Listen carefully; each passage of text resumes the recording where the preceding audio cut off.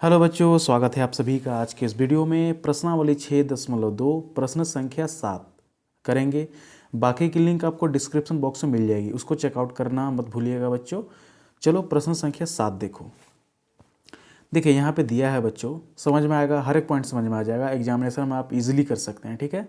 बस देखिए, आप ध्यान से बस देखते चलिए, ठीक है। ध्यान दीजिए। प्रश्न संख्या 7 देखो, प्रमेय 6.1 का प्रयोग करते हुए सिद्ध कीजिए कि एक त्रिभुज की एक भुजा के मध्य बिंदु से होकर दूसरी भुजा के समानांतर खींची गई रेखा तीसरी भुजा को समद्विभाजित करती है। याद कीजिए कि आप इसे कक्षा 9 में सिद्ध कर चुके हैं। चलो सर, कुछ समझ में नहीं आया, आप तो एकदम बुड़बक टाइप से बता दिए। ठीक है, इसमें समझना ही कहाँ था, कुछ नहीं समझना था। अब ये बोल रहा है कि याद कीजिए कि आप कक्षा 9 में किए थे। हमको याद थोड़े है, भूल गए, किए होंगे, याद नहीं है फिलहाल। तो चलिए हम याद दिला देते हैं, मेरा काम है याद दिलाना बच्चों। देखो, प्रमेय 6.1 का प्रयोग करना है, प्रश्न संख्या 7 बनाना है। पहले प्रश्न को समझो, उसके बाद प्रमेय पे आते हैं। चलो स्टेप बाय स्टेप आप ध्यान से बस देखो, अब समझ में आएगा आपको। सो बच्चों, यहाँ पे आप देख पा रहे हैं जैसा कि, ठीक है, हमने क्या किया बच्चों कि एक त्रिभुज बनाया। देखो ABC एक त्रिभुज बना दिए हैं। ये हम खुद से बना है आपको समझाने के लिए, जो कि प्रश्न में बोला था। देखो, प्रमेय 6.1 का प्रयोग करते हुए, अभी हम प्रमेय पे आएंगे सर, प्रमेय पे हम आएंगे 6.1 पे। इसको फिलहाल के लिए आप छोड़िए, ये तो सिद्ध करना है, ठीक है। इसके आगे देखिए, एक त्रिभुज की एक भुजा के मध्य बिंदु, हम माने हैं सर ABC एक त्रिभुज है, ठीक है। वही ने दिया है कि एक त्रिभुज की एक भुजा के मध्य बिंदु से एक त्रिभुज की एक भुजा हम मान लेते हैं A और B। इसका मध्य बिंदु कौन सा हो जाएगा? देखो ये हो जाएगा। इतनी चीज़ें समझ में आती है? बोलिए हाँ या ना। तो वही बोल रहा है कि एक त्रिभुज की एक भुजा के मध्य, यानी कि ये भुजा के मध्य, ये ले लिए, ये उंगली दिख रहा है, मध्य बिंदु से होकर दूसरी भुजा के समानांतर। देखो दूसरी भुजा के समानांतर, देखो ये मध्य बिंदु से होकर दूसरी भुजा के समानांतर, ये भुजा हम मान लें नीचे वाला BOC, यानी कि इसके समानांतर, इसके समानांतर दूसरी भुजा के समानांतर खींची गई रेखा, यानी BC के समानांतर इस बिंदु से हम खींचते हैं एक रेखा समानांतर। अब बोलिएगा सर समानांतर क्या होता है? शुरू से समझाते आ रहे हैं बच्चों, तो यहाँ तक चीज़ें समझ में आ चुकी है। एक बार रिपीट कर दे रहे हैं। एक त्रिभुज की एक भुजा के मध्य बिंदु से, त्रिभुज ABC में एक त्रिभुज की एक भुजा, देखो 3 भुजा होता है ना, एक भुजा, 2 भुजा, 3 भुजा, त्रिभुज में तो 3 भुजा होता है। तो त्रिभुज की एक भुजा हम A और B माने हैं, A और B। तो एक भुजा के मध्य बिंदु से, एक भुजा A और B के मध्य बिंदु हमारा मान लेते हैं D, ठीक है। मध्य बिंदु से होकर दूसरी भुजा के समानांतर, यानी कि दूसरी भुजा हम मान लेते हैं B और C सर, यहाँ नीचे वाला, इसके समानांतर हम एक क्या किए, समानांतर खींची गई रेखा तीसरी भुजा को समद्विभाजित करती है। यानी कि इस बिंदु से एक रेखी खींची गई रेखा समानांतर तीसरी बिंदु कौन सा हो जाएगा? E मान लेते हैं। इतनी चीज़ें समझ में आ गई सर? प्रश्न तो समझ में आ गया होगा।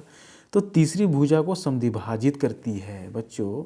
तीसरी भुजा हमारा ये ना हो गया, यानी समद्विभाजित का मतलब क्या होगा कि दो बराबर भागों में विभाजित कर देना, यही होता है। यानी कि AE बराबर EC, तीसरी भुजा हमारा यही ना हो जाएगा, यानी कि AE बराबर EC समद्विभाजित करती है। ये आपको सिद्ध कर देना है, ये आपको सिद्ध कर देना है, दिखा देना है, ठीक है। अगर हम इसको हम सिद्ध कर दिए, हम मान ले तो समद्विभाजित का मतलब यही होता है। तो अगर हम AE बराबर इसे ला दिए तो हमारा प्रमेय बनकर रेडी है। अब आते हैं प्रमेय 6.1 को देख लीजिए हैं। देखो बच्चों, प्रमेय 6.1, एक सेकेंड, हाँ, प्रमेय 6.1 यहाँ पे आप देख पा रहे हैं बच्चों, ठीक है। थोड़ा सा मैनेज कर लीजिएगा।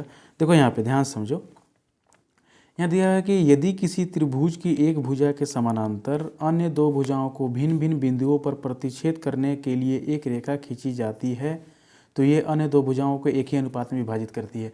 हम समानांतर के नियम आप लोगों को समझाते हैं बच्चों, एक बार फिर से बता दे रहे हैं, इसी में समझो। देखो त्रिभुज ABC में अगर BC के समानांतर DE हमारा एक रेखा है, यानी ये और ये रेखा दोनों समानांतर हैं, तो दोनों भुजाओं का अनुपात बराबर होता है, यानी ये भुजा का अनुपात और ये भुजा का अनुपात। शुरू से बताते आए हैं, पिछले वाले क्वेश्चन में और समझ में आ जाएगा, ठीक ना। इतना तो याद होगा। देखो इसमें प्रश्न में यही बोला है, यदि किसी त्रिभुज के एक भुजा के समानांतर, देखो BC के समानांतर मतलब एक भुजा इसको मान लेते हैं, एक भुजा के समानांतर डी रेखा खींचे, अन्य दो भुजाओं को भिन्न भिन्न बिंदुओं पर, अन्य दो भुजाओं ए भुजा और ये भुजा को भिन्न भिन्न बिंदु यानी डी और ई, ठीक है, प्रतिच्छेद करती है ना, करने के लिए एक रेखा खींची जाए तो अन्य दो भुजाओं एक ही अनुपात में, अन्य दो भुजाओं यानी ये भुजा और ये भुजा क्या होगा, एक ही अनुपात में विभाजित होती है। ये कह रहा है आपको सर, ये कह रहा है तो हमको बस दर्शा देना है। ये तो होता है प्रमेय 6.1 कहता है, बस आपको प्रमेय को थोड़ा सा क्या करना है, सिद्ध करना है, दिखा देना है अगर होता है तो। हम अभी बोले थे ना कि ए बराबर इसी हमको सिद्ध करना है, ठीक है, तो समझ जाएंगे कि सब क्या है, समानांतर है, ठीक है। चलो अब ध्यान से समझते चलो, इतनी चीज़ें समझ में आ गई ना, कन्फ्यूज नहीं ना हो गए। ये कुछ नहीं कर रहा है, प्रमेय 6.1 कुछ नहीं कर रहा है, सीधा सीधा समझो कि प्रमेय 6.1 बच्चों आपको एक ही चीज़ कह रहा है कि इसके समानांतर ये रेखा जो खींचे ना, BC के समानांतर DE रेखा जो हम खींचे, तो हमारा क्या हो गया कि दोनों भुजाओं यानी AB और AC दोनों भुजाओं का अनुपात क्या होता है, अनुपात में विभाजित होती है, दोनों भुजाएं एक ही अनुपात में विभाजित होती है। तो ये तो हम शुरू से बताते आ रहे हैं आप लोगों को कि इसके समानांतर है तो दोनों भुजाओं का अनुपात हमेशा बराबर होता है। तो हमको प्रश्न संख्या 7 बनाना था, तो 7 में बोले थे कि AE बराबर EC हमको सिद्ध कर देना है, तो प्रश्न हल हो जाएगा, ठीक ना। ये मत बोलना कि ये कहाँ से आया, शुरू में समझाए हैं। चलो अब स्टेप बाय स्टेप समझते चलो। एक बार और देख लो यहाँ पे, देखो यहाँ पे यही सिद्ध करना है, देखना ना।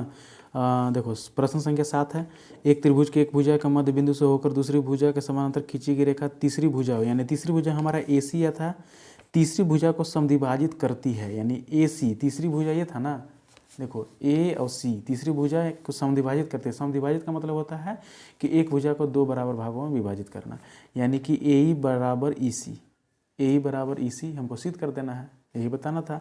चलो अब सिद्ध करते हैं, एकदम आसान प्रश्न है, देखते रहो। सर मेरा मकसद इतना ही है सर कि हमको बस इसको सिद्ध कर देना है, इसको दिखा देना है सर, प्रश्न हमारा हल हो जाएगा।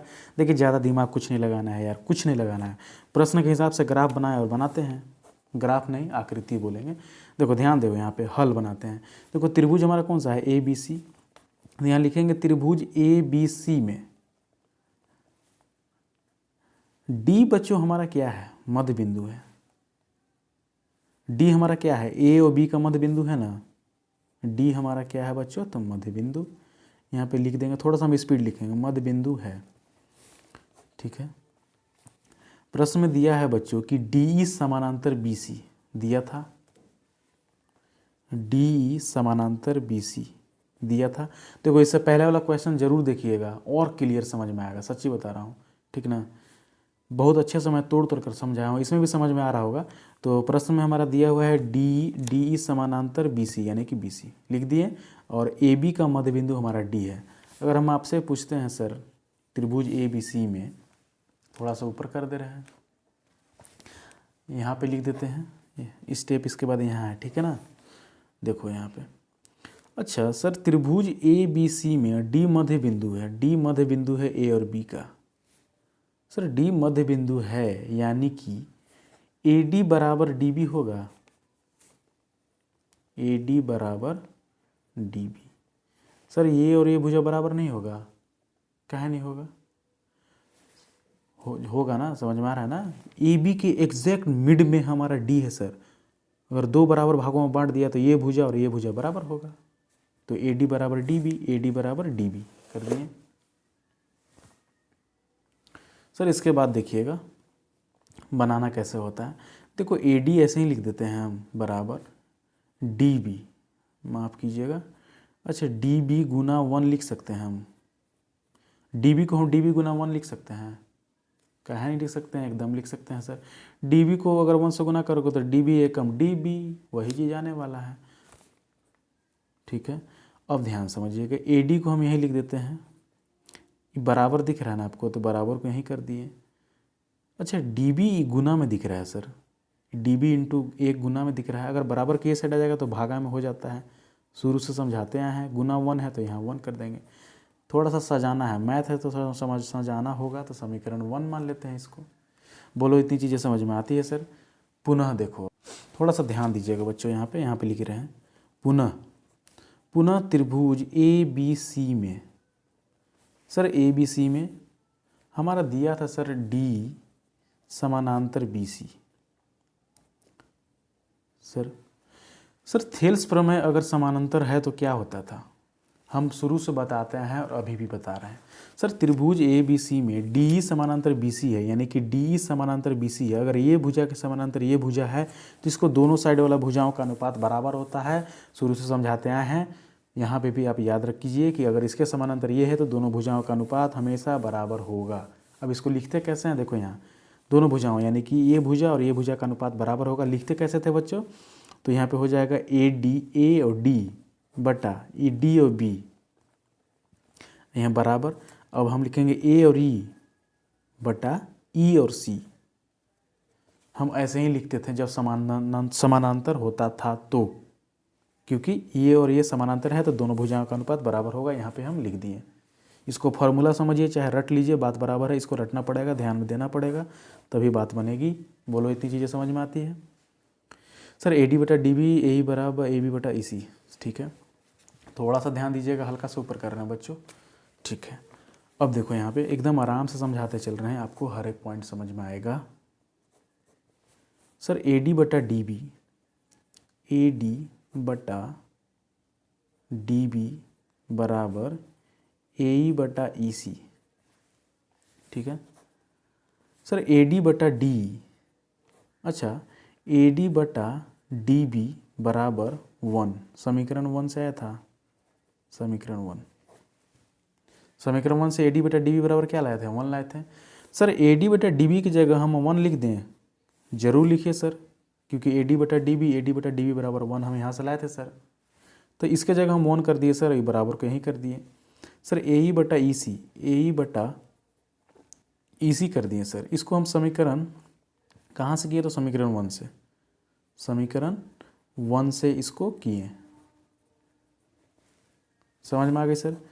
लास्ट पॉइंट देख लीजिए सर, इसको देखो, हम हमेशा शुरू से बोलते हैं बच्चों कि बीच में बराबर दिख रहा है और दोनों साइड बटा में, देखो नीचे कुछ नहीं होता तो याद रखिएगा हमेशा 1 रहता है, क्योंकि अगर इसको 1 से डिवाइड करो तो 1 ही आएगा। नीचे कुछ नहीं रहे तो 1 लगा दीजिए, खुद से घर से लगा देना है। बीच में बराबर जब भी दिखे, दोनों साइड बटा में दिखे, यानी पी बटा क्यू के रूप में, इधर भी बटा इधर भी बटा, तो बीच में मार दीजिए तलवार और क्रॉस मल्टीप्लाई कर दीजिए। इसका मतलब ये होता है कि इसको इससे करना है, इसको इससे करना है गुना, तो हम इसको इससे करेंगे, यानी कि ई सी, एक गुना ई सी करोगे तो वही आएगा, बीच वाला बराबर। ए ई को ई 1 से करोगे तो ए ही आएगा। बोलो इतनी चीज़ें समझ में आती है कि नहीं, ठीक है। आपको कुछ दिख किया होगा सर, हमको देखो, हम बोले थे ना कि ए ई बराबर ई सी हम अगर हम ले आएंगे तो हमारा प्रमेय सिद्ध हो जाएगा। ए ई बराबर ई सी, देखो यहाँ पे ए ई बराबर ई सी या ई सी बराबर ए ई, बात एक ही चीज़ होता है। इसको ऐसा भी लिख दो, समझ में नहीं आ रहा है तो ए ई बराबर ई सी हमारा आ चुका है, यानी कि सिद्ध हो चुका है सर, सिद्ध है। लिखेंगे कैसे, इसलिए चूंकि बिंदु ई बिंदु ए सी को समान दूरी में बांटती है। बिंदु ई ए सी को समान दूरी में बांटती है, देखो यहाँ पे बिंदु ई ए सी को समान दूरी में बांटती है, ए सी को समान दूरी में अगर बीच में है तो सिद्ध हो चुका है सर। एक बार आप अच्छे से यहाँ से आप देख सकते हैं, ऊपर कर देता हूँ है।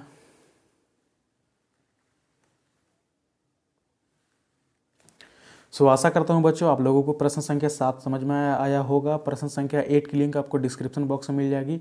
साथ ही साथ चैनल पर नया है तो चैनल को सब्सक्राइब कर लीजिए। 2023 में अगर मैट्रिक का एग्जाम देना है तो ये वीडियो काफ़ी हेल्पफुल होने वाली बच्चों। फ्रेंड्स को भी शेयर करना मत भूलिए। साथ ही साथ पूरे चैप्टर कंप्लीट कराऊंगा और भी जितने सारे डाउट्स होंगे वो भी मैं क्लियर करूँगा। थैंक यू बच्चों, हैव अ गुड डे।